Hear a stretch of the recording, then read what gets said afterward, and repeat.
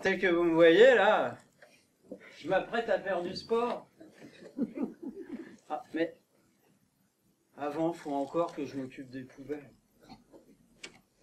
Bon, pas n'importe quelle poubelle. Hein. La poubelle de tri sélectif. Tri sélectif. Qu'est-ce que ça pourrait être d'autre ? Ça existe, madame, le tri non sélectif ?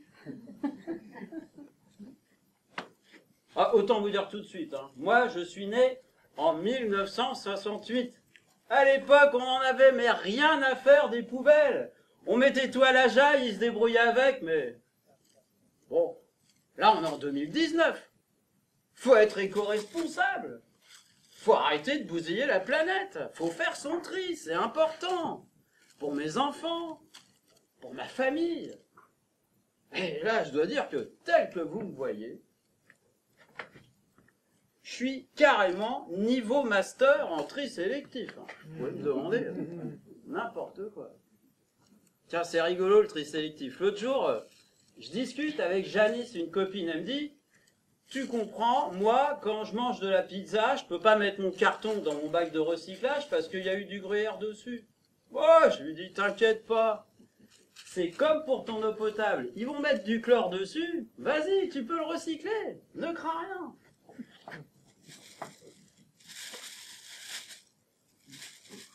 Ah, par contre, lui, là, le pot de yaourt, lui, il peut pas être recyclé parce que il est trop petit.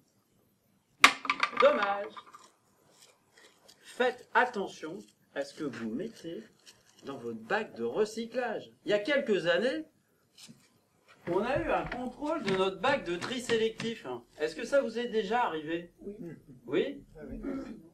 Alors, nous, ce qui s'est passé, c'est qu'on est rentré un soir, alors j'espère que ça vous est pas arrivé, on a retrouvé notre bac momifié avec un gros scotch refusé dessus. Ça vous arrive aussi? Non? Bon, bah nous aussi. Pas de bol. La seule poubelle du quartier. Alors bon, moi j'étais un petit peu dépité, mais alors je peux vous dire que ma chérie, elle était carrément vénère. Elle a décroché son téléphone pour dénoncer le caractère stigmatisant de ce gros scotch refusé sur notre poubelle. Là, la personne de l'agglo lui dit « Mais madame, si vous ne savez pas bien faire votre tri, je n'y suis pour rien. » Et ben voilà, nos voisins nous regardent comme une famille de dégueulasses. Bon, en même temps, ça les empêche pas de mettre du Roundup tout le long de notre jardin, mais la famille de dégueulasses, c'est nous. Ça. Ah bah ça non plus. Bah non plus. Ça non plus. Ah, j'en sens encore un petit là. Ah bah, ça. Non plus. Ça. Ah, alors là on arrive carrément sur un cas d'école. La bouteille de lait en plastique. Alors nous, on a une famille de 5 personnes. 2 adultes, 3 enfants, ça fait 4 bouteilles de lait en plastique par semaine. Je vous laisse faire le calcul à la fin de l'année. Eh ouais, ça fait un bon gros tas de bouteilles en plastique. Alors, l'année dernière, nous sommes allés voir une conférence de Bea Johnson. Est-ce que vous la connaissez? Oui? Alors, pour ceux qui ne la connaissent, moi je la connaissais pas, c'est une copine qui m'a invité, c'est la grande prêtresse du zéro déchet. Elle se vante de ne générer qu'un tout petit bocal d'1 litre de déchets par an pour une famille de 4 personnes. Ah mais nous, et nous ça y va à cause de poubelles de 150 litres tous les 15 jours. Hein. C'est sûr, c'est pas pareil. Il faut dire qu'il y a des trucs qui sont carrément bien dans le zéro déchet. Vous faites du compostage, vous évitez d'acheter des produits emballés, ça c'est super. Vous préférez acheter des produits d'occasion plutôt que d'acheter du neuf. Ouais, ça c'est cool. Par contre, il y a des trucs qui sont carrément contraignants. Plus de produits de vaisselle, plus de produits de douche, plus de dentifrice, c'est sûr, il faut tout faire soi-même. Plus de brosse à dents, plus d'éponge. Ah oui, ça fait des déchets. Moi, c'est clair, hein, je me vois pas aller chez le boucher, lui demander qu'il me mette un steak dans mon petit bocal en verre. Hein. Bon. À un moment donné, elle nous montre une photo de son intérieur. C'est simple, elle a viré toute la déco. On a l'impression qu'elle vit dans un pavillon témoin. Non, on n'est pas prêt pour le zéro déchet. Mais bon, il faut quand même reconnaître que ça marche. Et à la fin de sa conférence, et cette conférence ne fera pas exception à la règle, arrive le moment des questions diverses. Donc, moi, vu que j'étais super impressionné, je demande la parole. Merci, Madame Bea Johnson, vraiment, votre conférence était extraordinaire. Alors voilà, nous, on a un problème avec la bouteille de lait, on ne sait pas comment s'en débarrasser. Là, Bea Johnson me regarde, elle me fait... Mais monsieur, il y a certainement une laiterie à proximité de chez vous, où vous pourriez aller, et ainsi limiter vos déchets plastiques complètement superflus. Emmenez donc des bouteilles en verre consignables. Et d'ailleurs, vous pourrez trouver la laiterie la plus proche de chez vous en téléchargeant mon application. J'ai téléchargé l'application, et j'ai rentré le nom de mon village, j'ai regardé, alors il y a bien une laiterie, elle est à 25 km de chez moi. Oh non. Oh bah non, ça va pas le faire parce que ce que je vais mettre dans mon réservoir et ce que je vais économiser comme déchets, ça va pas marcher. Super U. En plus, cette bouteille de lait spécifiquement, c'est du PET opaque. Ce que je peux vous dire, c'est que c'est le pompon. Parce que cette bouteille-là, elle ne peut pas être recyclée. Pire encore, s'il y a trop de ces bouteilles dans la filière de recyclage, elle fout le recyclage en l'air parce que les plastiques sont trop cassants. Alors moi, il y a une première question que j'aimerais poser. Comment est-ce possible qu'en 2019, on autorise encore les industriels à utiliser ce plastique de... Allez, vous m'enlevez de la bouche. Allez.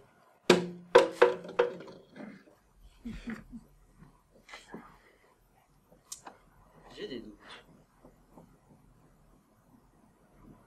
J'ai des doutes sur toutes ces injonctions éco-citoyennes que les médias nous assènent à longueur de temps. Comme quoi, il faut fermer son robinet quand on se brosse les dents. Ouais, ok. Comme quoi, il faut essayer de changer toutes les ampoules qu'on a chez soi pour mettre des ampoules basse consommation. Ouais, ok. Comme quoi, il faut éviter de prendre sa voiture, y compris quand il fait moins 10 degrés l'hiver, pour emmener son mouflet à l'école. Ouais. Mais franchement, j'ai pas l'impression que ces éco-gestes, que ces injonctions éco-citoyennes soient réellement à la hauteur des grands enjeux de notre époque. Franchement, j'ai un doute. Vous aussi? Ouais. Tiens, comme j'ai un doute sur ma capacité à me remettre au jogging. Bon, la cinquantaine arrivant, vous voyez ce que je veux dire, je me suis un petit peu laissé aller. Donc, je suis dans une grande enseigne de sport en train de regarder une magnifique paire de baskets.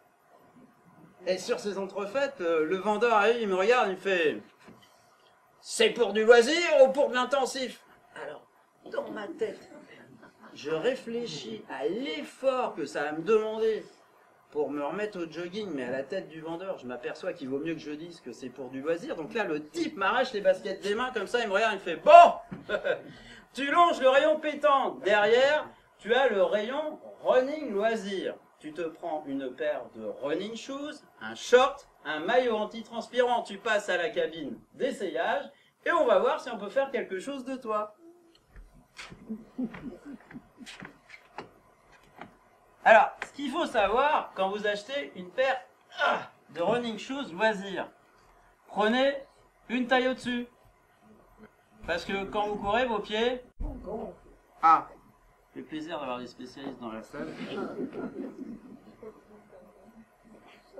Bon, personnellement, j'ai opté pour 2 joggings hebdomadaires d'1 heure. De toute façon, courir moins, ça sert à rien. Hein. Donc, parce que si vous courez moins, vous brûlez pas les mauvaises graisses. Voilà. Eh ouais, merci.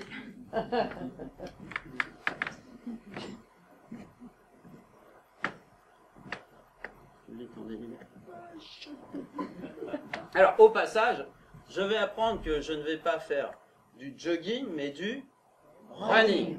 Alors, afin que vous compreniez la différence entre ces pratiques qui n'ont, mais alors strictement rien à voir. Je vais donc vous mimer le jogging. Voilà. Voilà, ça vous cause. Jogging, quoi, tranquille. Bon, maintenant, attention, le running.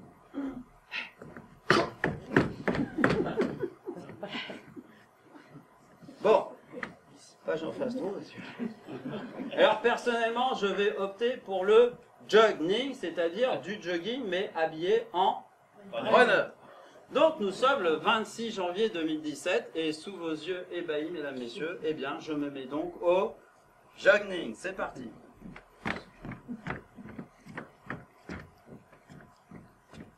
Oh, tu es cool. Je pense que vous êtes un mot. Allez, vas-y, respire bien.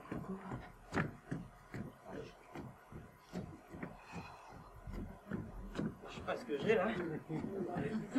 Ça me tire dans la jambe. Voilà.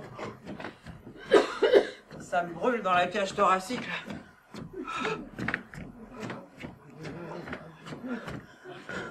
Marching.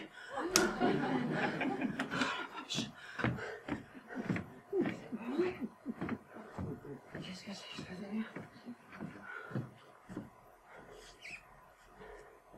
Et puis d'un seul coup dans ma tête, 26 janvier 2017, 6e jour de pic de pollution, et moi comme un abruti, c'est pile poil le jour que j'ai choisi pour me mettre au jogging.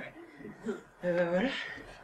Voilà, j'avalais des tonnes de lactate, de glutate, des E102, des E402, ingurgité des kilos de naki, siroter des litres de tang. Vous vous rappelez le tang, le petit, mais si, le petit sachet orange là, vous en mettiez au fond d'un pichet, là, un petit peu de poudre, et hop là, 6 litres de jus d'orange. Et ben voilà. Et ben voilà. Faut pas chercher, hein. C'est aujourd'hui que je vais crever sur l'autel de ma consommation trash et de mon inconscience écologique. Voilà, faut pas chercher.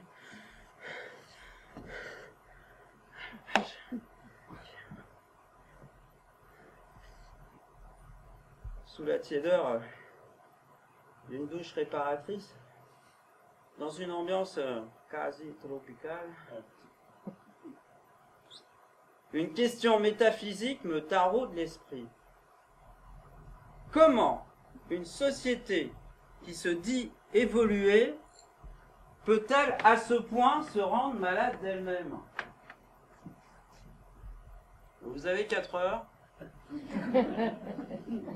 Je ramasserai les copies en fin de conférence. Et pendant que vous bûchez, moi, il y a une question qui me taraude l'esprit, c'est j'aimerais connaître la proportion des plastiques que je mets dans mon bac de recyclage qui va être réellement recyclé et connaître une seconde vie. Question, après tout, légitime. Parce que je vois bien comment ça peut se passer pour les cartons, pour le verre, pour le métal. On voit bien que ce sont des filières qui s'entretiennent d'elles-mêmes. Mais pour les plastiques, je suis sceptique. Le premier organisme qui monte quand vous faites des recherches sur Internet, c'est l'ADEME. C'est l'ADEME qui gère les déchets. L'Agence de l'environnement et de la maîtrise de l'énergie. Je décroche mon téléphone. Ah, une petite boîte vocale. Je fais le 1. Je fais le 2. Et je tombe sur une personne très gentille. Adèle, j'écoute. Oui, bonjour monsieur, oui. La proportion des plastiques qui va être réellement recyclée et connaître une seconde vie? Oui, écoutez monsieur, non, je n'en sais rien du tout. Essayez plutôt du côté de l'agglo d'Orléans, monsieur. Merci et au revoir. Ah, l'agglo. J'aurais dû y penser, vous vous souvenez? C'est eux qui m'ont momifié ma poubelle avec le gros scotch refusé, ils vont pouvoir me donner la réponse. Je redécroche mon téléphone. Ah, encore une petite boîte vocale. Je fais l'un. Je fais le 2. Et je tombe sur une personne très gentille. Métropole, j'écoute. Ah oui, au passage, nous sommes devenus des métropolitains. Voilà. Oui, oui, bonjour monsieur. Oui. Un moment, s'il vous plaît. Janine, la proportion. Oui, oui, vous pouvez mettre des corps creux, des emballages, des cartons. Oui, non. Non, désolé monsieur, si vous voulez avoir plus d'infos, veuillez contacter le ministère. Merci. Et au revoir monsieur. Voilà. On était parti pour un petit jogging pépère. Là déjà, c'est déjà ambiance semi-marathon. Je redécroche mon téléphone. Ah, de nouveau une petite boîte vocale. Je fais l'un. Je fais le 2. Ah oui, bah c'est grand le ministère. Hein. Et je tombe sur une personne. Très gentille. Ministère de la Transition écologique et solidaire. Bonjour, monsieur. Oui, oui. Vous êtes une collectivité territoriale, un journaliste? Non, monsieur, je suis désolé. Je ne peux pas vous répondre. Si vous voulez avoir une réponse, envoyez-nous un mail. Merci et au revoir, monsieur.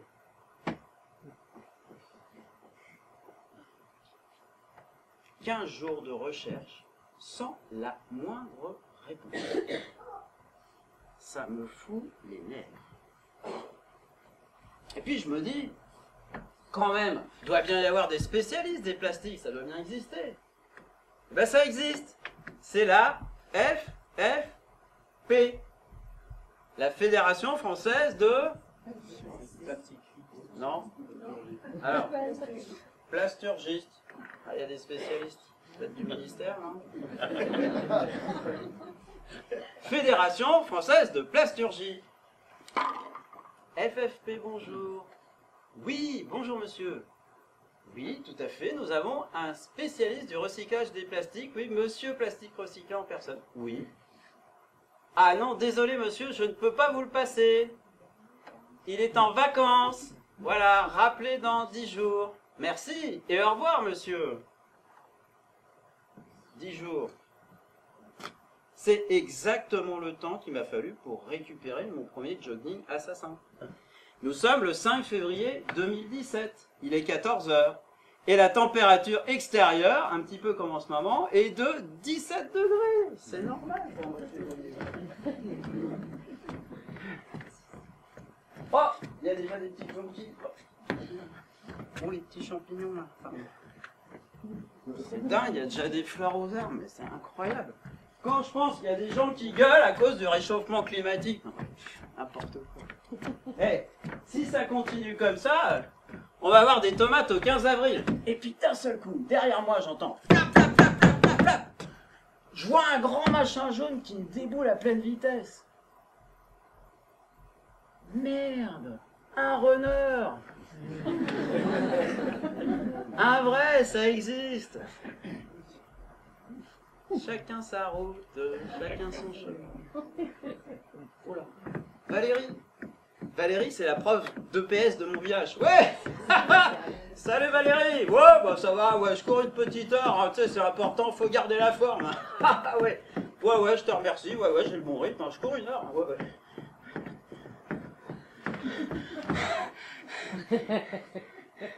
C'est bon. Elle est loin.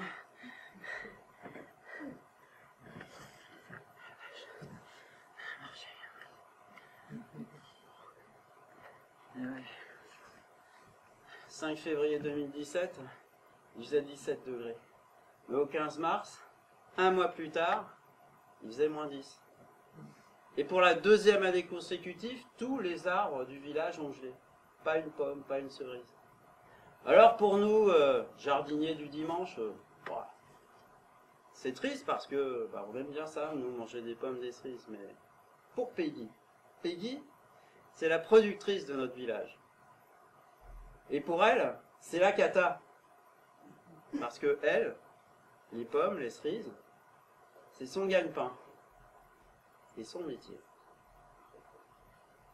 Tiens, en parlant de métier, il faut quand même pas que je l'oublie, la gars de la FFP. FFP, bonjour. Oui, oui, bonjour monsieur. Oui, oui, tout à fait, je me rappelle de vous, oui, tout à fait.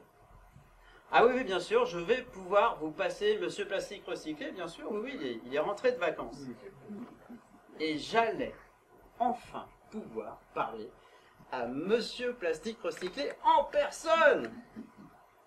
Je suis content qu'un citoyen m'appelle parce que vous comprenez, la plupart des gens, ils s'en fichent complètement du recyclage des plastiques. Ah bah si, moi ça m'intéresse. Ah ouais. Bon, en même temps, j'aurais pas dû parce que là, je vais en prendre pour 20 minutes de monologue sans pouvoir en placer une. Oui, oui, oui, oui, oui, oui. Oui, oui, oui.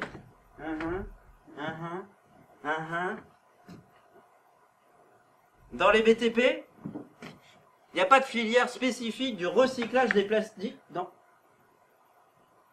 Ah, c'est pour ça qu'on voit les feux à la fin des chantiers. Oh, oh.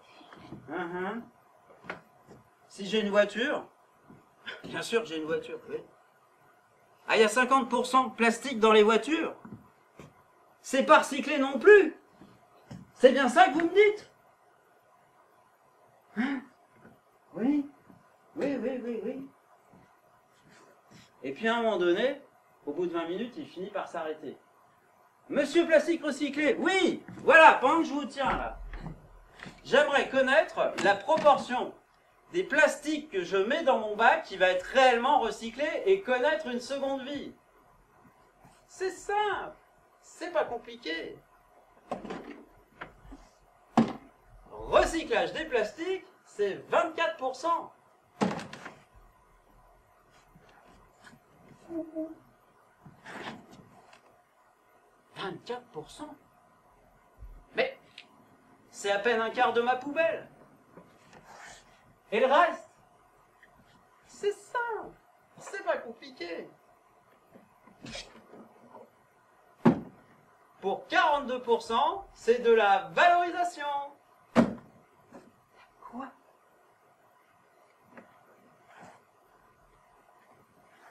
Attendez. Alors. Non.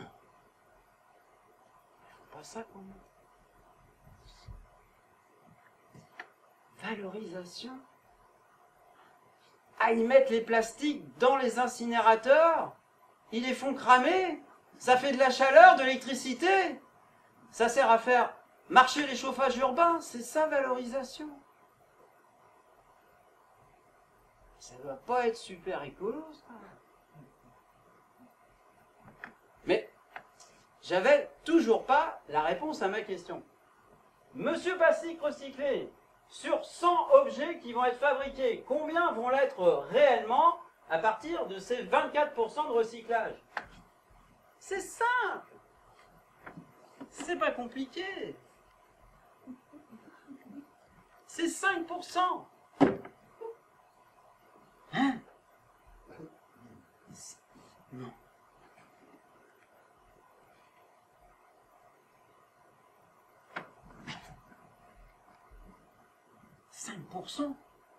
Mais c'est que dalle!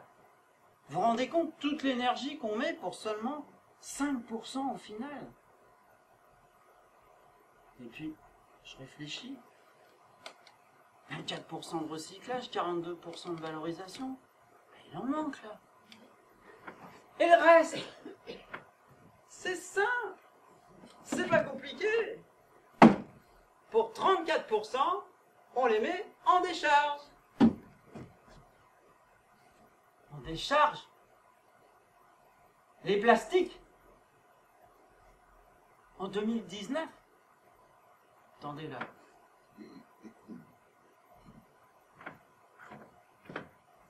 Ça, On met ça en décharge. Vous savez combien de temps, monsieur, il va falloir pour biodégrader ce podio? Quelques siècles. Quelques siècles? Combien?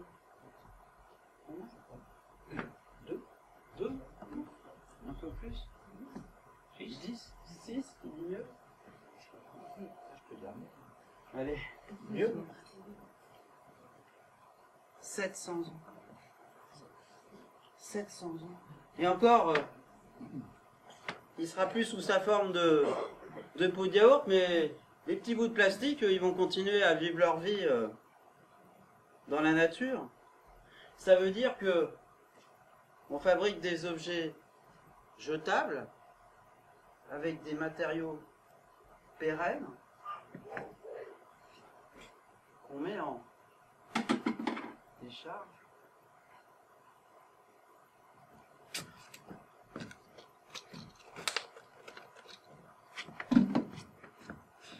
Faut pas que j'oublie les 5%.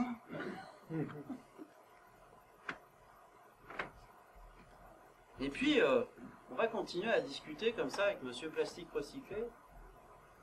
Puis à un moment donné, il se lâche. Vous comprenez, monsieur, si on met trop la pression sur les boîtes privées, elles refusent d'investir.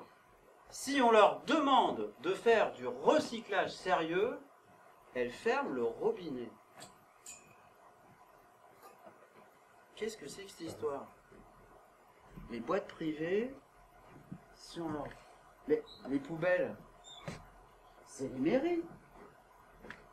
Qu'est-ce que c'est que cette histoire de boîte privée? Je vais tourner en rond comme ça, un bon moment, jusqu'à ce que je rencontre Vincent.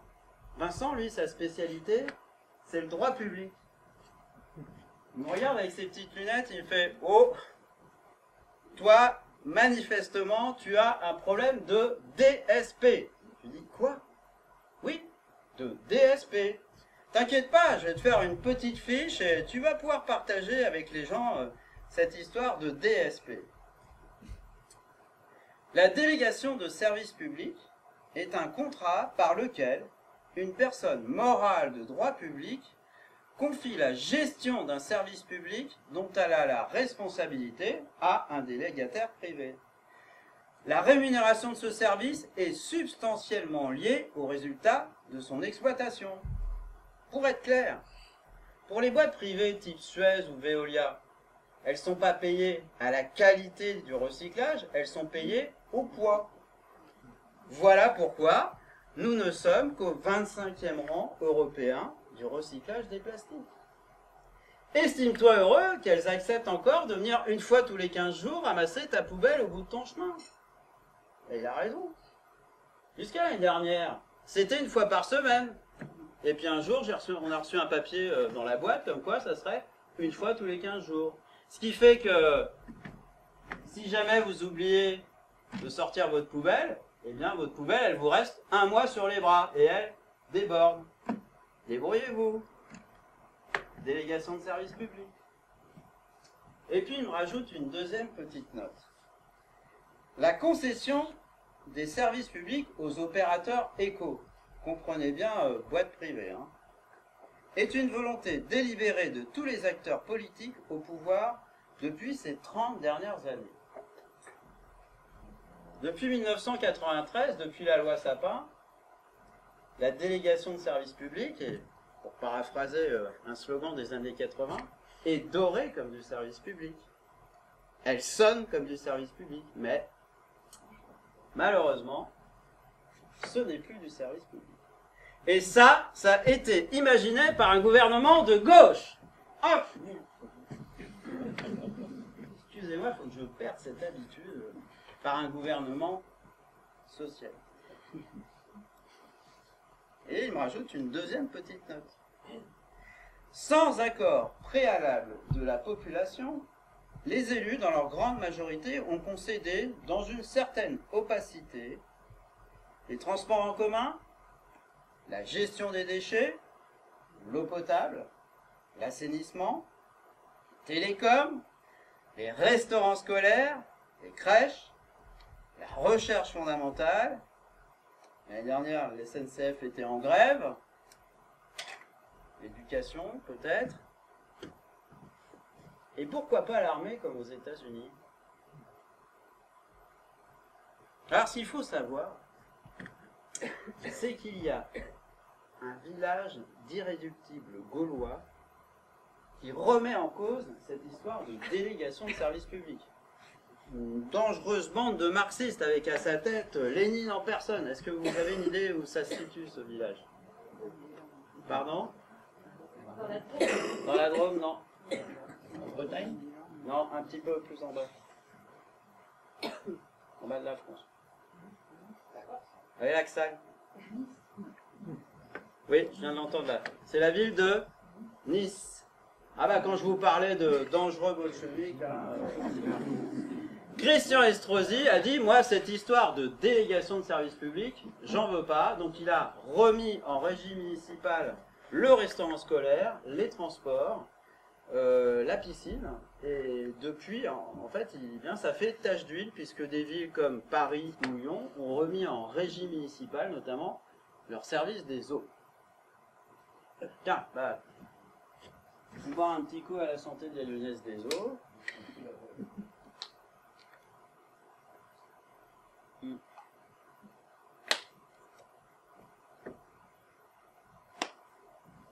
Faut que je vous avoue quelque chose.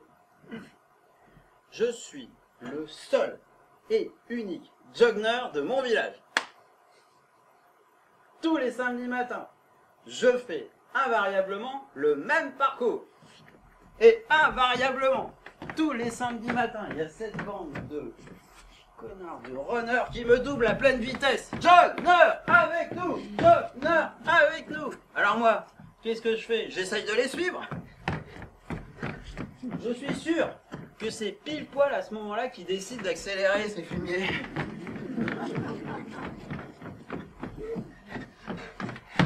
Marcher. À la semaine prochaine. Ouais, c'est ça, à la semaine prochaine. Ils se foutent de ma gueule. C'est comme avec mes poubelles. Je suis sûr qu'on se moque de moi. Moi, j'essaye de bien faire. Mais qu'est-ce que vous voulez que je fasse? Je remplis mon caddie, je mets plein de plastique, ça déborde. Je rentre chez moi, et là, c'est plastique à gogo. Et en plus, il faudrait que j'ai mauvaise conscience. Typiquement, là, je suis dans une phase que les spécialistes appellent une phase d'agressivité. En jogging, c'est simple, il suffit d'attendre, ça passe tout seul. Mais en écologie, on n'a pas le temps d'attendre.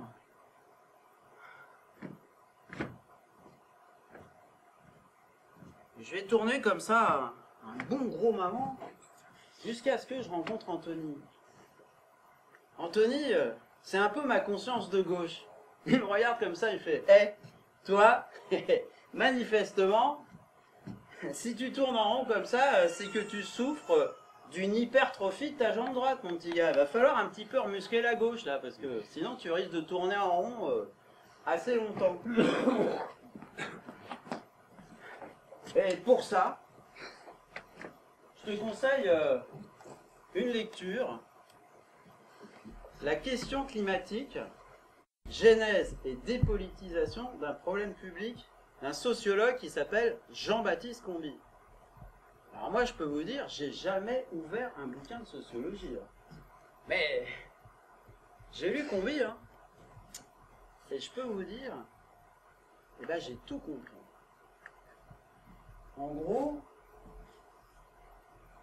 c'est comme pour le double effet qui se coule. Il y a une première phase, c'est cette idée de dépolitisation liée à l'écologie. Et une deuxième phase, à laquelle je reviendrai un petit peu tout à l'heure, qui est la disparition pure et simple de la notion de rapport de classe lorsqu'on parle d'écologie. Mais ce que je vous propose déjà dans un premier temps, c'est qu'on s'attaque à cette phase de dépolitisation. Surtout qu'il y a une actualité assez brûlante récemment. D'ailleurs, c'est la raison pour laquelle je prends ces notes, c'est que le 21 février 2019, Brune Poirson secrétaire d'État à la transition écologique et solidaire, eh bien, vient tout juste de nous proposer son pacte national sur les emballages plastiques. Vous ne pouvez pas rater ça. Alors, dans un premier temps, elle nous rappelle les grands enjeux de son pacte national, je cite. Les emballages plastiques sont principalement utilisés pour le conditionnement, le transport et la protection des produits consommés au quotidien par les Français.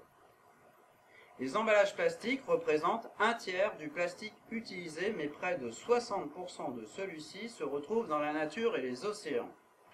Selon la fondation Ellen MacArthur, au moins 8 millions de tonnes de plastique se frayent un chemin jusqu'aux écosystèmes marins chaque année, ce qui équivaut à décharger chaque minute le contenu d'un camion poubelle en mer. Alors, je me suis amusé à faire un petit calcul. Ça fait quand même 1440 camions poubelles par jour. Donc je reprends la déclaration du ministère. Si rien n'est mis en œuvre, ce nombre passera à 2 par minute d'ici à 2030 et à 4 par minute d'ici à 2050 et en 2070. Alors, c'est maintenant que Combi, en fait, rentre en scène. Alors, que nous dit Jean-Baptiste Combi? Lorsqu'on parle d'écologie, la plupart du temps, on polarise, et les médias en particulier, polarisent le grand public sur les conséquences des actes et des enjeux écologiques.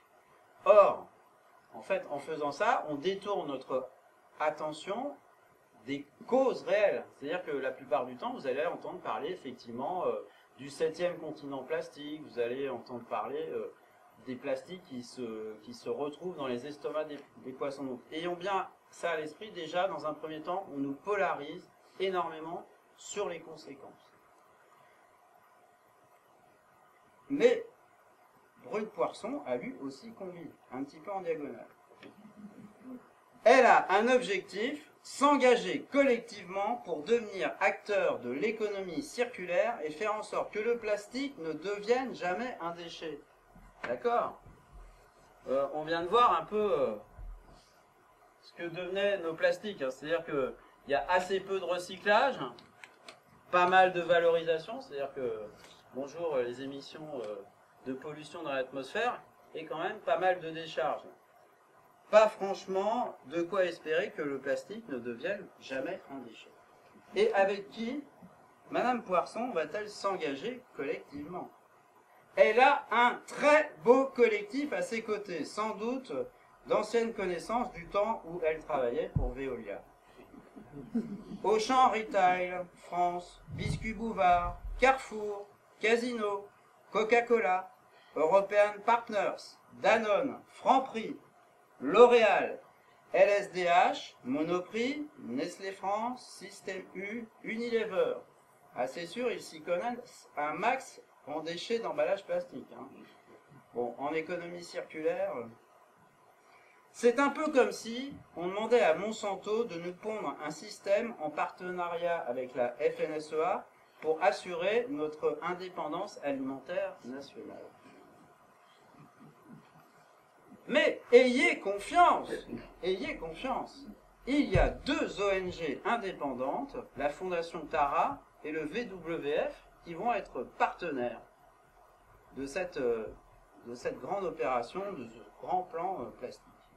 Alors, pour rappel, quand même, Fondation Tara Expédition est sponsorisée par Veolia et Agnès B. Le VWS France, lui, est partenaire du groupe Carrefour, Lafarge et le Crédit Agricole, qui vont évidemment surveiller ça de très très près. Ne vous inquiétez pas, le gouvernement et les entreprises, main dans la main, vont se mettre une pression de dingue et employer les grands moyens. Quelques exemples. Le fromage à la coupe libre-service sera désormais emballé dans du carton recyclé et recyclable en remplacement des barquettes polystyrène. Ah, c'est du lourd, hein. Mise en place d'un espace bio où les fruits et légumes, les céréales et les légumineuses ne sont pas emballés, mais en vrac. Ouais. Ah, Les briques de certaines boissons, lait et jus de fruits ne contiendront plus d'aluminium et les plaques en plastique qui peuvent parfois accompagner les boissons seront remplacées. Ah bah quand même, il était temps. Certaines marques de lessive seront désormais emballées dans des contenants 100% recyclables, mis sur le marché français d'une gamme de shampoings et d'après-shampoings dont les flacons seront entièrement constitués de matière recyclée. Waouh! À ce compte-là, moi si je m'appelle Danone, Auchan ou Unilever, je signe tout de suite. C'est du greenwashing en marche. Entre ici, consommateur, avec ton terrible caddie bourré de plastique et surtout ne la ramène pas. Le gouvernement et les grandes entreprises s'occupent de tout à ta place. Qui sont les grands absents de ce pacte? Mais c'est nous tous, mesdames, messieurs. Pas une seule fois le mot citoyen n'a été cité. Jean-Baptiste Combi nous propose de voir l'écologie sous un autre angle. Collectif, celui-là. Voilà le genre de questions que pourrait nous suggérer de poser Jean-Baptiste Combi. Pourquoi Brune Poisson ne remet pas en perspective les emballages avec un système pétrolier? La voiture individuelle, le supermarché, les emballages et le système agricole qui va avec. Petite parenthèse, la production d'emballage est à peu près 5% de la consommation annuelle de pétrole en France. Pour 70%, ça part dans les réservoirs de nos voitures et dans les poids lourds, dans les transports. 70%. On n'est pas tout à fait sur la même échelle. Hein. Ça, c'est pas de l'économie circulaire, mais on pourrait appeler ça de l'économie circulatoire. Alors, pourquoi confier les clés de l'économie circulaire précisément à la grande distribution qui passe son temps à nous la fracasser? Pourquoi, comme d'habitude, auprès de nous, citoyens, ça va passer comme une lettre à la poste sans nous poser le moindre problème? Précisément parce que nous sommes dépolitisés. Précisément par ceux qui devraient nous rendre la chose politique accessible, nos hommes et femmes politiques. Ils nous rendent inoffensifs. C'est ce genre de choses qui vous donne envie de sortir de chez vous et d'aller rencontrer des gens que vous ne connaissez pas à des ronds-points. Et de s'habiller en jaune afin de montrer votre détresse.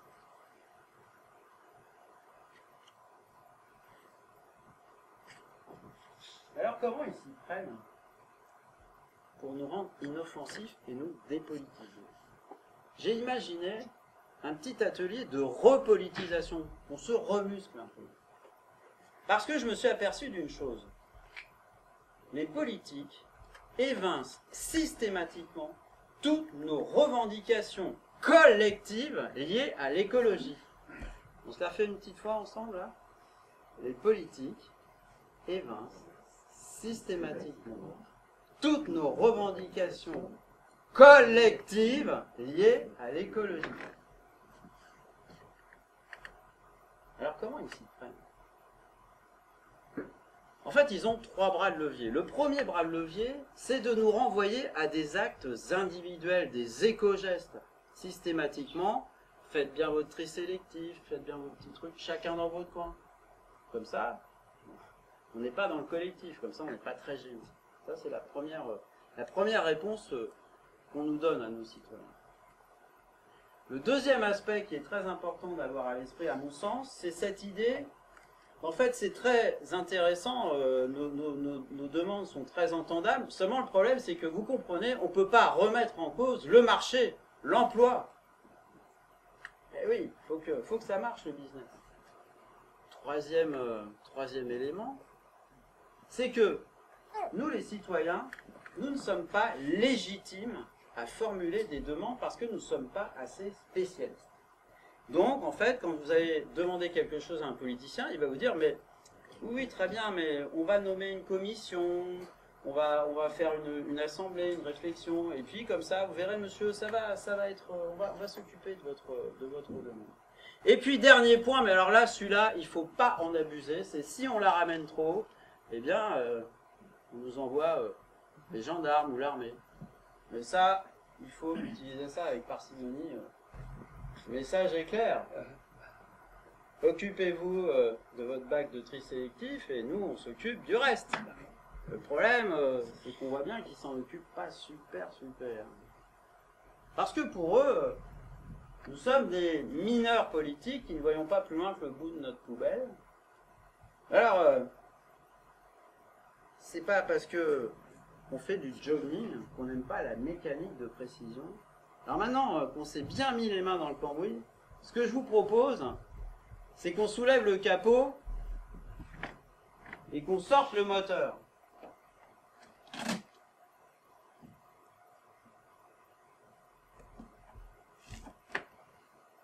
Le moteur idéologique de notre société industrielle, au sortir de la Deuxième Guerre mondiale, ça va être cette idée de progrès. Et dans un premier temps, ça va être essentiellement le progrès technique.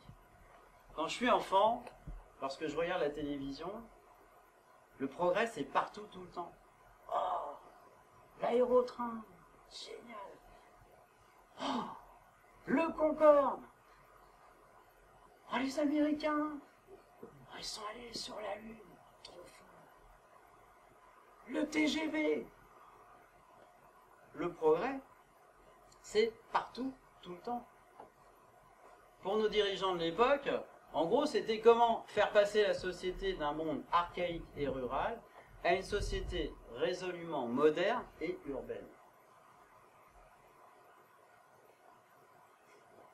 Pour nos parents, nos grands-parents, c'est simple, hein, ça a réellement amené du confort. Vous aviez froid, vous n'aviez plus besoin d'aller cavaler au fond du jardin à scier des bûches. Vous tournez un petit bouton et hop, vous avez chaud.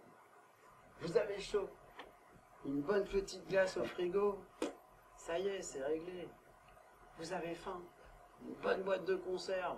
Et hop là, tout le monde passe à table. Bah ouais, c'est génial le progrès. Bah ouais. Seulement le problème, c'est qu'il y avait le revers de la médaille. D'un côté, la société archaïque et rurale. En 1945, c'est 10% de la population qui bosse à la campagne. Et qu'en 2019, ils sont moins de 1%. C'est tout un pan de notre société qui a été fracassé à coups d'agrotech, de Monsanto, de John Deere et compagnie. C'est qu'un type tout seul avec un tracteur, il vous cultive 850 hectares. Et qu'il a à peine de quoi se payer un SMIC. Et de l'autre, le monde résolument urbain et moderne. Quand Giscard, en 1975, il nous plante des centrales nucléaires partout dans le paysage, est-ce qu'on nous a demandé notre avis à nous, citoyens? On nous a dit, c'est bien, ça va vous faire de l'électricité à pas cher. Ouais, à condition qu'on ne regarde pas trop du côté de l'écologie. Parce que les centrales nucléaires, eh ben on se les traîne encore, et bientôt il va falloir les démonter. Mais ça suffit pas, on en rajoute une couche. On va refaire de l'EPR. Eh ouais. Et puis ça, on va le laisser à nos gamins. Et ça, on fait ça pour qui? Mais pour vous, bande d'ingrats. Alors il y a un type qui avait pensé ça, qui avait compris que cette histoire de progrès était source d'amalgame. Cette personne, c'est Charles Baudelaire. Voilà ce que Baudelaire écrivait en 1855 sur le progrès. Demandez à tout bon Français qui lit tous les jours son journal dans son estaminet ce qu'il entend par progrès. Il répondra que c'est la vapeur, l'électricité et l'éclairage au gaz, miracles inconnus aux Romains, et que ces découvertes témoignent pleinement de notre supériorité sur les anciens. Tant il s'est fait de ténèbres dans ce malheureux cerveau, et tant les choses de l'ordre matériel et de l'ordre spirituel s'y sont bizarrement mélangées. Le pauvre homme est tellement américanisé par ses philosophes, zoocrates et industriels qu'il a perdu la notion des différences qui caractérisent les phénomènes du monde physique et du monde moral, du naturel et du surnaturel. Le naturel, c'est le bien-être, le confort, ok. Mais le surnaturel, excusez-moi, je vais aller un petit peu vite, c'est comment on va passer de cette idée du progrès technique, du confort, à la société de consommation. C'est là on va avoir apparaître tous ces objets plus ou moins complètement inutiles. Le couteau électrique, la sorbetière électrique, l'ouvre-boîte électrique, le magnétoscope électrique et ses 100 programmes programmables 6 mois à l'avance en coréen. Ainsi comme moi ou nos parents, nos grands-parents, vous avez cru à cette idée de progrès, bien mesdames, messieurs. Vous êtes ce que Isabelle Stengers appelle, vous avez été victime de sorcellerie capitaliste. Ah, un caddie toujours bien rempli, youpi, c'est l'euphorie. Ah, l'euphorie, moi franchement, je pensais en être à l'abri. Un samedi matin, je suis en train de faire mon petit jogging pépère, et derrière moi, j'entends flap, flap, flap. Et là, c'est le runner qui est sur mes traces, et ça fait 6 mois que je m'entraîne. Et il n'est pas question que ce petit me double. Faut dire que je me suis abonné à Running Attitude Spécial Performance. Eh ouais. 3 semaines pour gagner 3 secondes au kilomètre. Un marathon de printemps, c'est possible. Plus d'endurance pour plus de vitesse. Et surtout, cet article-là qui m'a attiré l'œil, 5 conseils pour battre les plus jeunes. Donnez-vous les moyens de bien récupérer. Occupez-vous de votre condition physique. Planifiez vos objectifs. Soignez votre matériel. Et surtout cette phrase qui m'a percuté l'esprit. Si vous avez enchaîné sans problème soirée arrosée, nuit blanche et séance dure de compétition, dites-vous bien maintenant qu'il vous faut désormais choisir entre la fête ou la perf. Eh bien la perf, c'est maintenant. Allez, c'est parti, à fond. C'est l'euphorie. Ah, vous pouvez Max. Ouais. Allez. Allez. Allez-moi.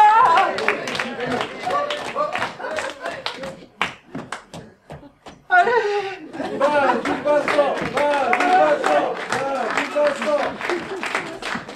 Et évidemment, au lieu de courir comme d'habitude 1 heure, au bout de 10 minutes, un peu plus. Et je finis en mode titubing, sous le regard amusé du runner qui lui, évidemment, est arrivé depuis bien longtemps. Après la fête, la défaite. Après la fête.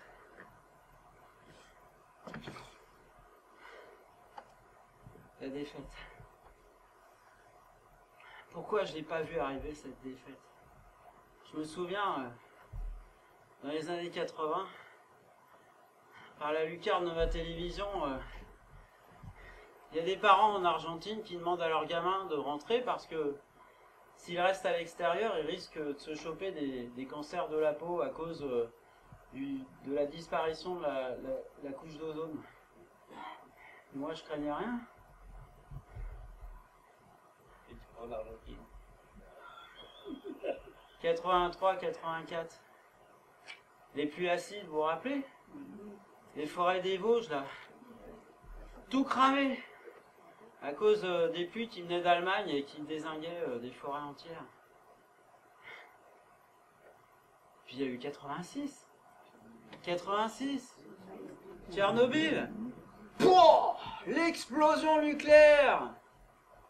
Le gros nuage. Qu'est-ce qu'il faisait le gros nuage? Oh là là là là, hop hop hop hop hop, pas la France là. Oh. Oh.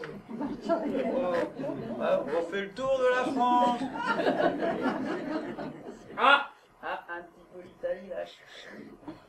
Un petit peu la Corse aussi.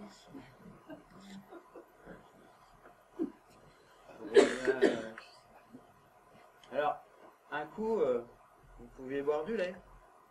Du coup, c'était plus possible. Alors, je parle pour les plus jeunes. Un coup, vous pouviez manger des champignons. Un coup, il valait mieux éviter de manger des champignons. Un coup, vous pouviez manger de la salade. Et confiance. Alors, il faut dire quand même qu'il y a eu une vraie victoire écologique en 30 ans. Une seule. En 1985, lors du protocole de Montréal, a été décidé par 193 pays l'interdiction totale de l'utilisation des gaz de CFC pour les aérosols et pour les frigos. Eh bien, qu'est-ce qui s'est passé, mesdames et messieurs? Eh bien, la couche d'ozone s'est reconstituée. La seule et unique victoire en 30 ans. Alors pourquoi ça a été possible cette fois-là et puis depuis C'était que les Canadiens, là, ils avaient mis au point le procédé industriel, là, pour remplacer les gaz de CFC par d'autres gaz qui étaient moins mauvais pour la couche d'ozone. Vous voyez ce que je vous dis? C'est ce que j'appelle le changement pareil. On change ni nos modes de consommation, ni nos modes de production. Parce qu'on l'a, notre champion, là. Bien campé sur ses deux jambes. PIB, croissance, PIB, croissance, PIB, croissance, PIB, croissance, PIB, croissance. We are the champion, my friend. We gonna party anywhere. Dun, dun, dun, dun. We are the champion. We are the champion. No time for losers, 'cause we are the champion of the world. Attendez, non, mais là, on va le refaire, là. 'Cause we are the champion. Allez, all together. Of the world. Ouais, champion du monde.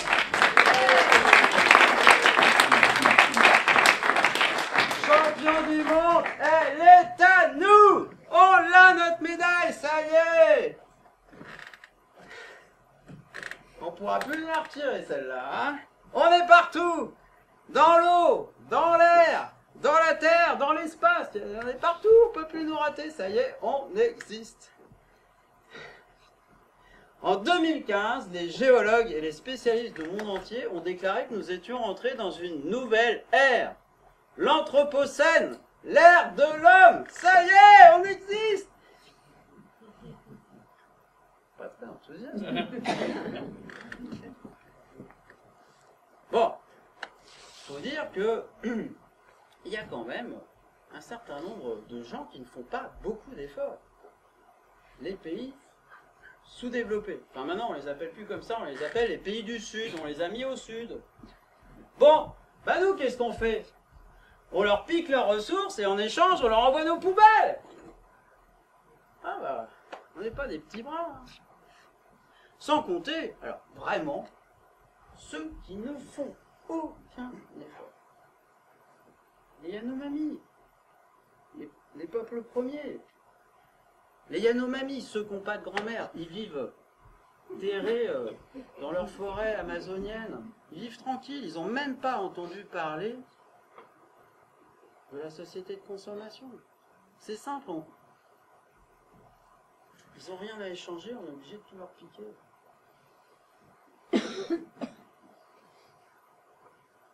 On n'est pas des petits bras. Tiens, c'est comme le running, j'ai compris pourquoi j'y arrivais pas. Je me suis acheté, je me mets au running pour les nuls. Mais monsieur, vous pouvez attester, hein, c'est marqué là, qu'est-ce qu'il y a marqué?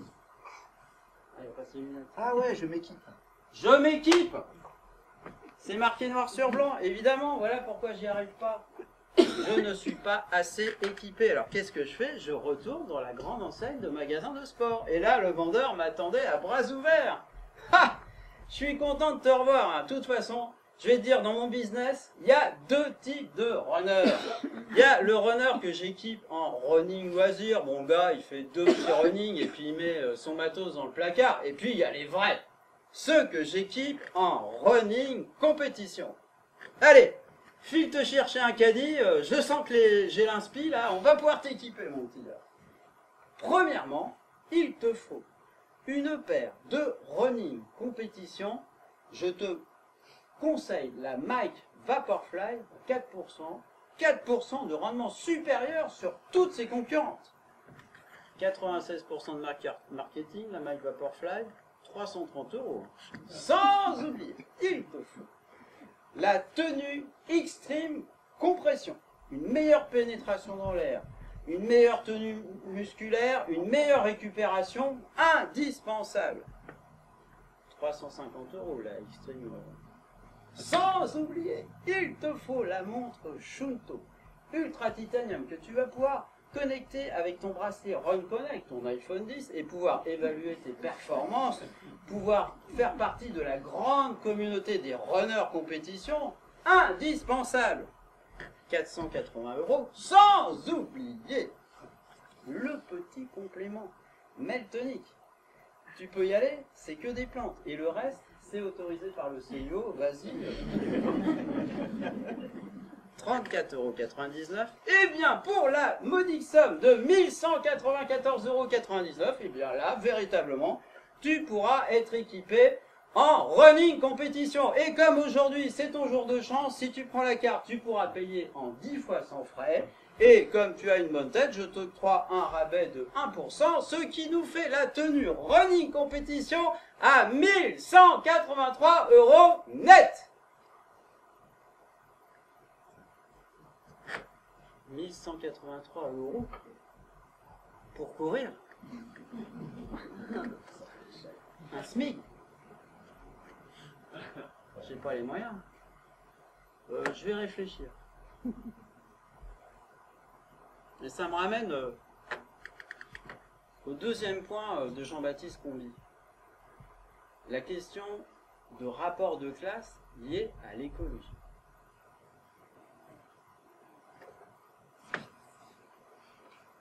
Est-ce qu'il y a des riches dans la salle?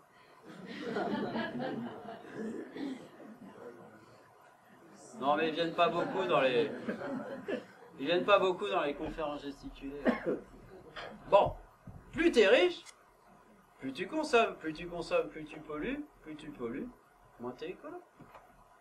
Par contre, tu vas être très valorisé par ton bon comportement citoyen.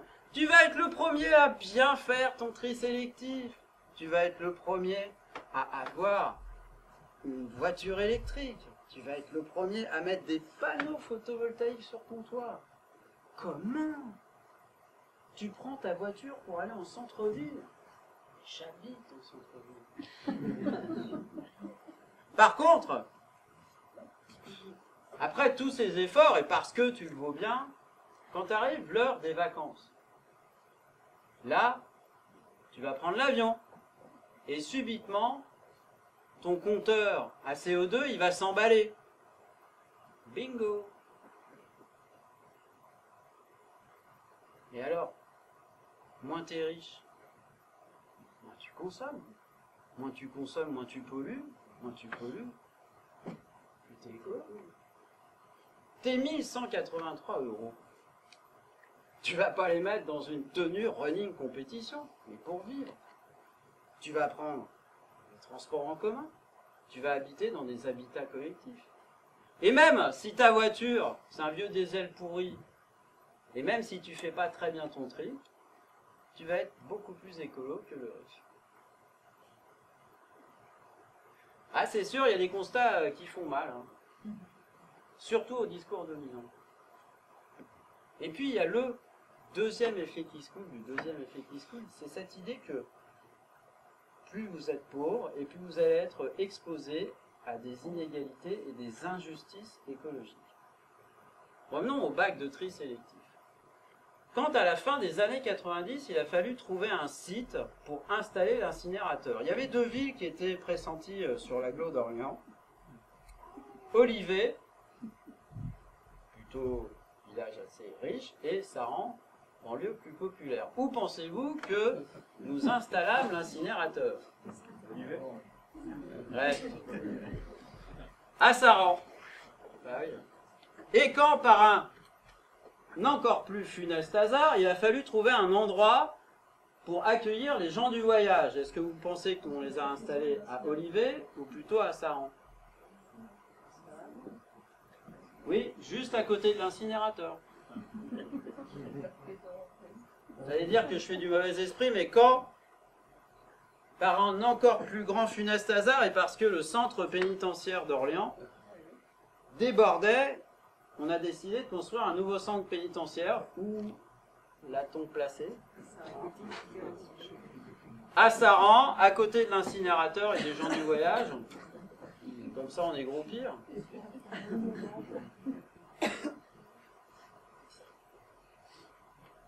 Voilà pourquoi Jean-Baptiste Conby dit que l'écologie, si on passe à côté de cette notion de rapport de classe, on passe complètement à côté du problème. Pour répondre aux enjeux écologiques, notre société doit s'interroger sur les mécanismes même de l'ordre social, les blocages, les inégalités, les injustices. Et prendre en compte les rapports de domination qui existent, qu'ils soient d'ordre éducationnel, culturel, raciaux.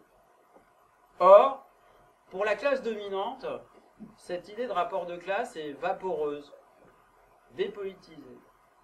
C'est précisément le contraire que viennent nous démontrer les Gilets jaunes. L'écologie est au centre des enjeux environnementaux et de la justice sociale.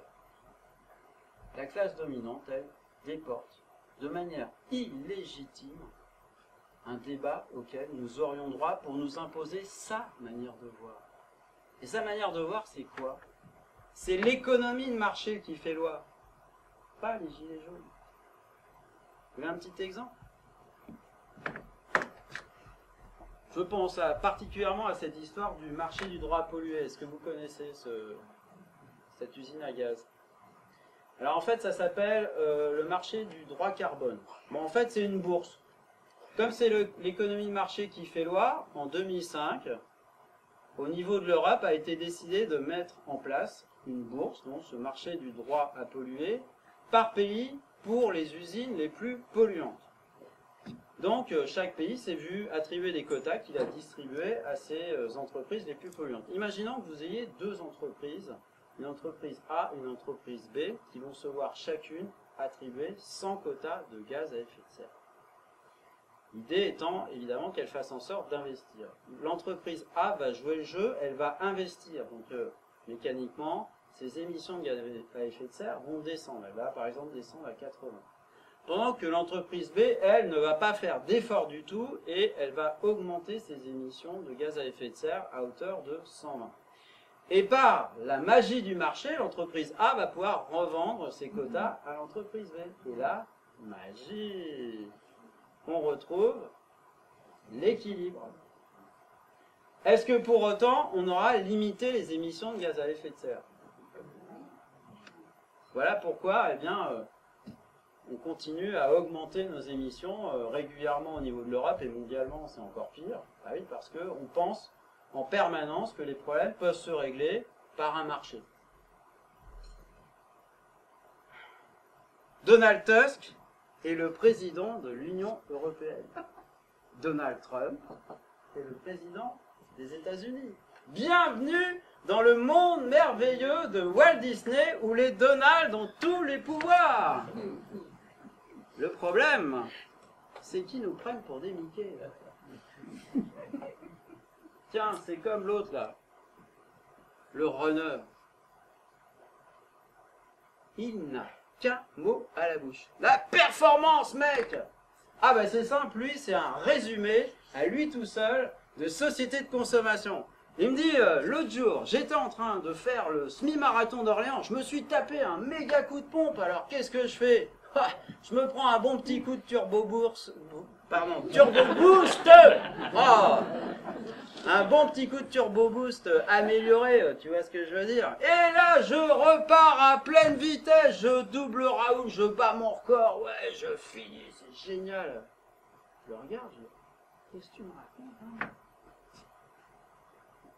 Tu me parles de dopage. Mais le dopage, moi, précisément, c'est ce qui fait que je regarde plus jamais une seule compétition de sport à la télé. Moi, j'ai trouvé véritablement une parade à tout ça. Je me suis inscrit dans la grande communauté Run Eco Team. Notre slogan, un run, un déchet. J'ai ce formidable petit accessoire avec lequel je fais mon petit kangourou. Alors si j'arrive à le mettre, voilà. Ah, il est dur. Voilà. Voilà. Alors voilà comment ça se passe. Donc je suis en train de faire mon petit jogging pépère là.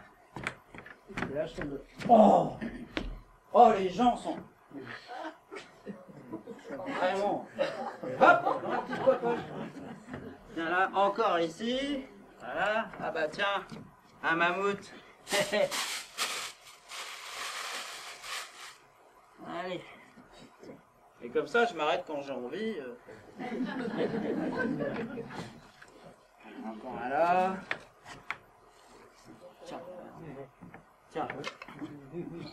Bon, pour les magazines, c'est un petit peu compliqué.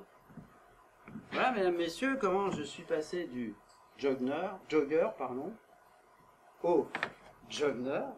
Puis après, je suis devenu un runner et maintenant, je suis un popper.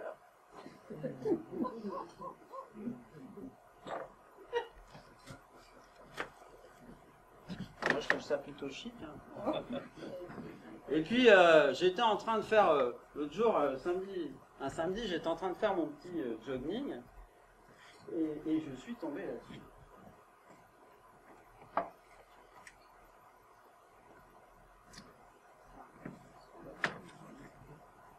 Super, je montre bien. Hein. Alors, comment vous dire? Le poppling, là, je ne voyais pas trop comment je pouvais faire.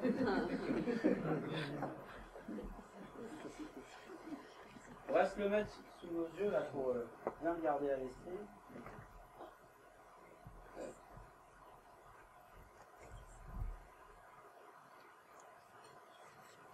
Alors, déjà, mesdames, messieurs, d'après vous, qu'est-ce que c'est que cette image?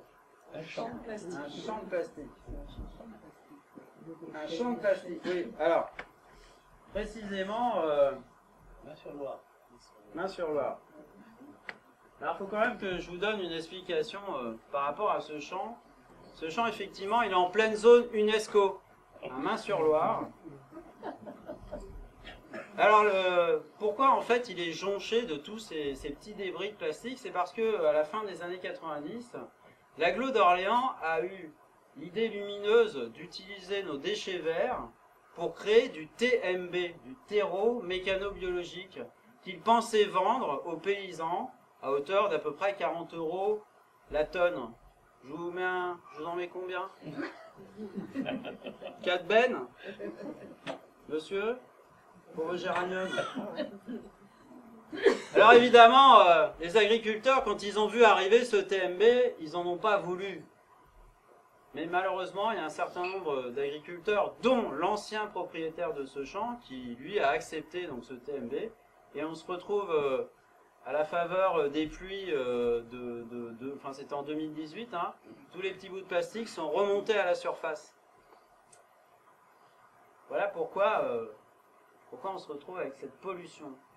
Et moi, mesdames, messieurs, quand je vois ça, ça me fout les nerfs. Vraiment. Et ça me ramène à ce bac-là. La valorisation. Valoriser, c'est quoi? C'est prendre typiquement nos poubelles qui ne valent strictement rien pour en faire une marchandise. Du TMB. Alors moi, à cette idée de valorisation, je préférerais, et de loin, l'idée de la valeur. Que collectivement, on décide de ce qui vaut ou de ce qui ne vaut pas. de ce que l'on va produire ou ce qu'on ne va pas produire, mais tous ensemble. Finalement, qu'est-ce qui distingue ce litre de lait d'un bien de consommation, d'un bien de production de valeur? Bien tout simplement, c'est son emballage. D'un côté, s'il est dans un emballage plastique, eh bien, il se place dans la société de consommation. Tout simplement, vous allez avoir la vache, le camion, la laiterie, le camion, Super U, la bagnole, le bol de mon mouflet. Je jette ma bouteille en plastique dans ma poubelle, le camion poubelle, l'incinérateur. D'un côté, tu donnes ton argent, de l'autre, il part en fumée. C'est là l'expression exacte de la société de consommation, la destruction d'un bien ou d'un service en vue de la satisfaction du consommateur. Alors, imaginons maintenant que ce litre de lait ne soit plus dans un contenant plastique, mais dans une bouteille en verre, consignable. La vache, le camion, la laiterie, mon épicier, je ne prends plus ma voiture, le bol de mon mouflet, je ramène ma bouteille consignable, ça repart dans l'autre sens, et là on crée une économie circulaire. On progresse. Franchement, il est où le progrès quand on voit ce champ de détritus? Moi franchement, quand je vois ça, je me pose de sérieuses questions sur nos démocraties. Si on demandait à un gamin de 5 ans si on pourrait faire ça, évidemment, il dirait non. Ça tombe sous le sens. Eh bien, c'est parce que nos démocraties dysfonctionnent. Alors, j'essaie de comprendre pourquoi, et en fait, ce qui me vient à l'esprit surtout, c'est que nos démocraties, elles fonctionnent de manière pyramidale. En bas de la pyramide, là, il y a nous tous, les citoyens. Au niveau supérieur, il y a la ville, le département, la région, l'État, l'Europe, le monde, Trump, ma mère. Bon, pour le dernier niveau, c'est assez personnel. Mais en tout cas, ce qu'on peut dire, dans une organisation pyramidale, c'est que ça fait une connexion par niveau. Ça monte, ça descend. Imaginons les mêmes acteurs, non plus en pyramide, mais en réseau. Et bien là, ça communique de partout. On obtiendrait évidemment des réponses beaucoup plus intelligentes. Ça démocratise. Et ça crée du réseau. Bien là, il me semble qu'avec ces deux premiers points, déjà on pourrait répondre à la première question qui était comment en 2019 on autorise encore les industriels à utiliser ce plastique de merde. Déficit de la démocratie, déficit de la valeur, une fois, deux fois, adjugé vendu, en décharge. Alors, dans l'agglo d'Orléans, les bouteilles comme ça ne vont pas, enfin dans la métropole, pardon, excusez-moi, ne vont pas aller en décharge. Mais à l'échelle du monde, 80% des plastiques qui ont déjà été fabriqués, eh bien, se baladent dans la nature. Voilà pourquoi je me permets de le jeter en décharge. Ok. Avons-nous pour autant répondu à la deuxième question? Et là, je vais procéder donc au ramassage des copies. Ah d'accord. Donc la deuxième question était comment une société qui se dit évoluer peut-elle à ce point se rendre malade d'elle-même? Bon, en même temps, est-ce qu'on peut répondre à une question pareille? Il y a quand même un mot qui me frappe l'esprit, moi c'est le mot société. Comment on fait société? Dans notre passé récent, il y a une petite société qui a existé pendant 50 ans et qui nous a envoyé une bonne grosse décharge. Et sous le sens décharge plutôt châtaigne pour nous donner de l'inspiration. Je veux parler de la ZAD de Notre-Dame-des-Landes, qui a fait société pendant 50 ans. je me suis amusé à répertorier quelles étaient les revendications des zadistes de Notre-Dame-des-Landes. Faire du lien, pas de propriété. Repenser ses besoins, pas de rentabilité. Favoriser les réseaux de coopération. Nourrir les migrants. Lutter contre le sexisme. Déconstruire son privilège de blanc. Être libre au travail. S'auto-organiser. En gros, une organisation profondément démocratique qui produit de la valeur, mais pas de la valeur lucrative. Oh, les méchants zadistes! Et quelle va être la réponse de la grosse démocratie qui se rend malade d'elle-même à la petite bio? Le 5 avril 2018, 2500 gendarmes et CRS pour tout détruire.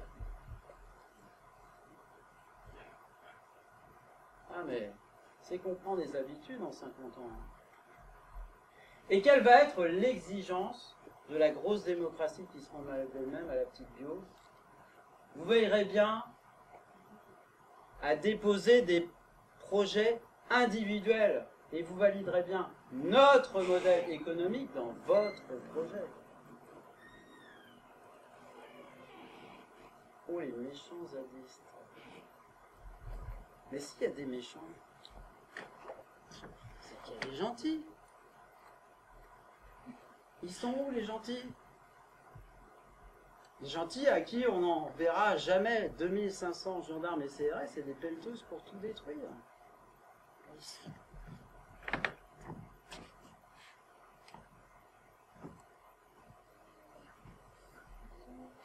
Ils sont là. Les 5%. Bien posés tout en haut de la pyramide. Bien posés sur leurs privilèges. Ils ont tous les pouvoirs.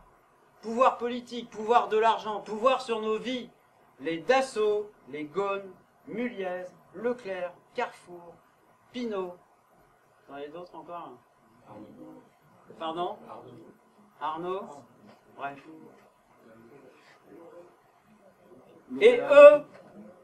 Et eux, ils ont tous les réseaux et toute l'économie circulaire avec fonction aspirante par le bas. Vous voyez ce que je veux dire? Et ils n'ont surtout pas envie que ça change. Surtout pas envie que ça change. Bien moi, mesdames, messieurs, quand je vois ça, ça me fout les nerfs.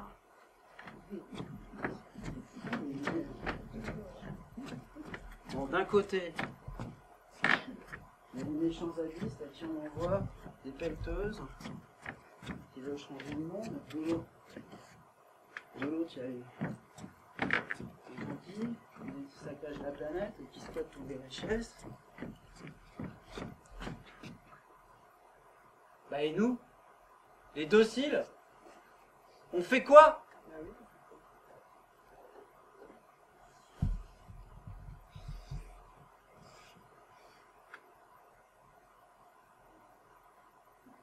J'ai essayé d'imaginer que pour moi, il y a plusieurs scénarios.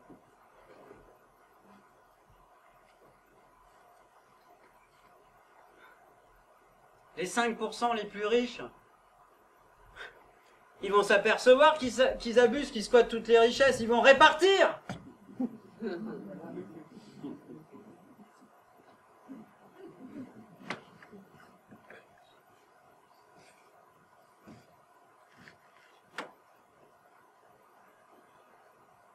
Nous, les 95%, on va pas se laisser faire. Ça va être le grand soir écologiste.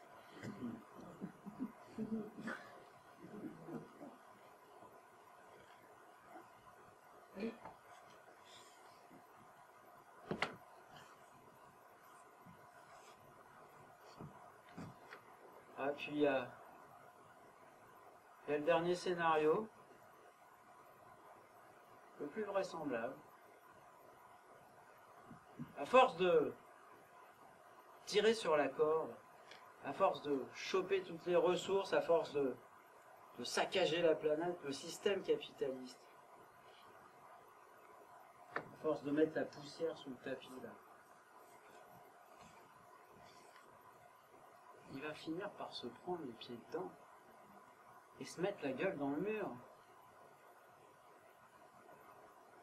Et nous avec. Mais quand?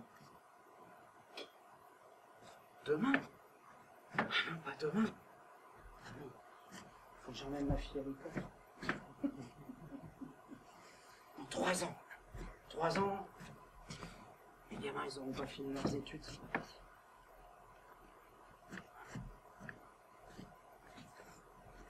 Dans 10 ans. 10 ans. J'aurai pas le temps de vendre ma baraque, je pourrais pas aller me mettre sur une île déserte, c'est pas possible.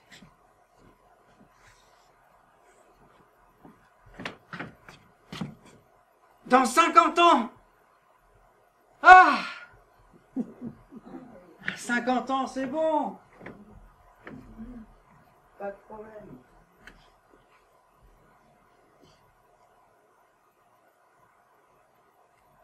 Le 8 avril 2018,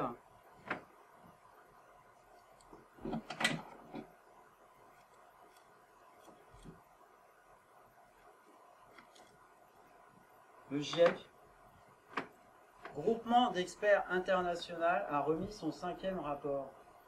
Que dit le rapport?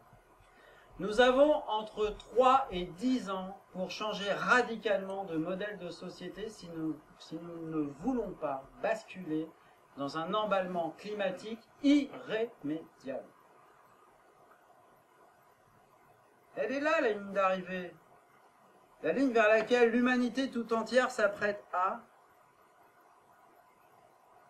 Elle est là, tangible. On peut la voir, on peut presque la toucher.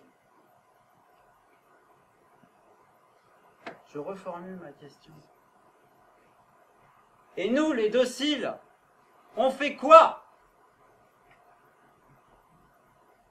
On laisse les oligarques au-dessus de nos têtes jouer avec le feu?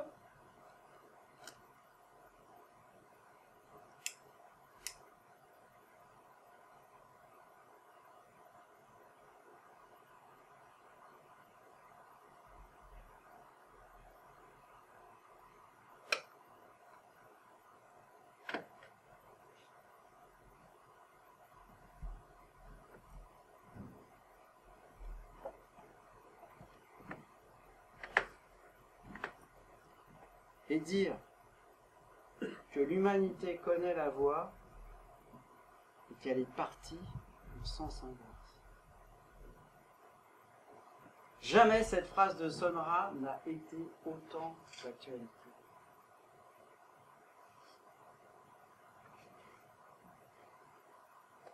En 2019, nous n'avons d'autre choix que de rentrer en rupture. La Terre va mal, les hommes vont mal, il est où le lien?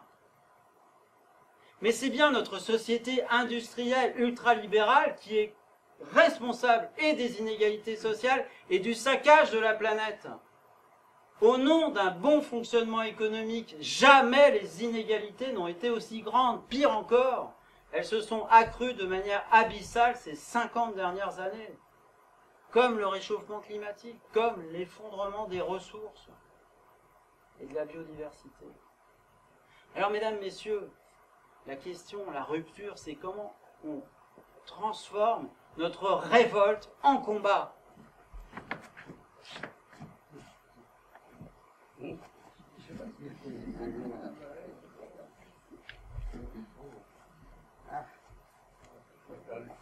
C'est bon. J'ai la certitude que les actes individuels, les éco-gestes, ne sont que du placebo. Bien faire son tri, être éco-citoyen, c'est l'hygiène du citoyen. Mais face aux problèmes écologiques et au saccage de la planète, j'ai vraiment l'impression que ce n'est que du placebo. Alors on sort la trousse à pharmacie. Nous, les 95%, le traitement, c'est nous. On va arrêter de se laisser bercer par des jolies petites histoires de petits colibris qui font leur petit travail dans leur coin. On va obliger nos politiques à affréter des canadaires et à aller éteindre l'incendie mondial. Au passage, je propose qu'on fasse un bon gros ravalement de façade démocratique à notre 5e République et qu'on passe à la 6e. Qu'on se la ripolline avec des bonnes lois anticapitalistes, à coup de valeurs, à coup de bien commun. Et ainsi, notre société, qui se rend malade d'elle-même, finira peut-être par guérir. Oui, je sais, vous allez dire que je suis un utopiste. Mais l'utopie, c'est juste quelque chose qui n'a pas encore été essayé. Et utopie pour utopie.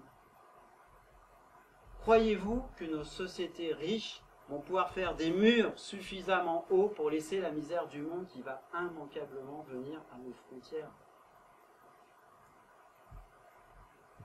En 2019, il va falloir qu'on arrête de croire que ceux qui nous ont mis dans la merde vont pouvoir nous en sortir. Parce que, mesdames, messieurs, la Terre est devenue une immense ZAD, une immense zone à défendre. Idriss Aberkan explique ce qu'est une idée révolutionnaire en 3 phases. La première phase, absurde, dangereuse, évidente. La Terre est ronde, absurde, dangereux, évidente. Un jour, les hommes iront sur la Lune, absurde, dangereuse, évidente.